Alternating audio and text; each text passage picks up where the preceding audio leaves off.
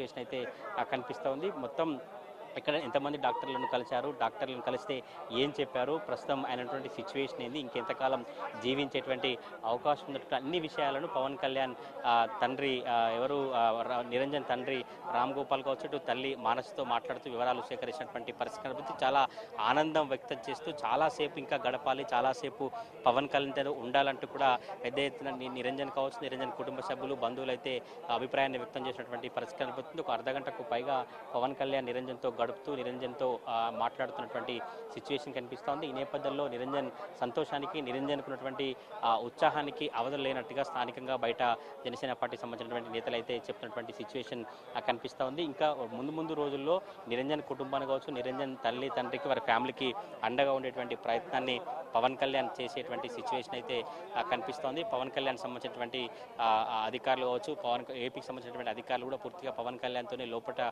ఉండి ఎటువంటి సహాయక కార్యక్రమాలు కావచ్చు, ఇంకా కుటుంబానికి ఎట్లా అండా ఉండాలని అన్ని అంశాలను కూడా పవన్ కళ్యాణ్తో కుటుంబ సభ్యులు మాట్లాడుతున్నటువంటి సిచ్యువేషన్ కనిపిస్తోంది.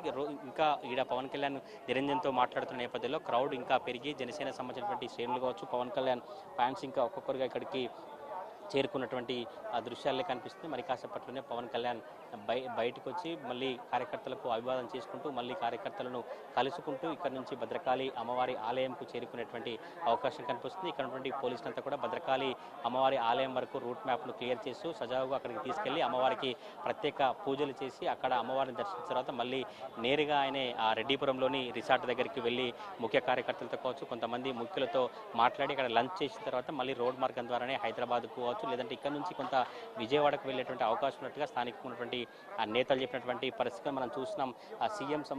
డిప్యూటీ సీఎం పవన్ కళ్యాణ్ సంబంధించినటువంటి వాళ్ళు సెక్యూరిటీ అంతా కూడా ఒక పవన్ కళ్యాణ్కు నిరంజన్ ఇచ్చినటువంటి ఒక ఫోటోను కూడా తీసుకెళ్తున్నటువంటి సిచ్యువేషన్ కనిపిస్తుంది. ఒక గబ్బర్ సింగ్ సంబంధించినటువంటి ఆ ఫోటోను పవన్ కళ్యాణ్కు నిరంజన్ ఇచ్చినట్టుగా తెలుస్తూ ఉంది.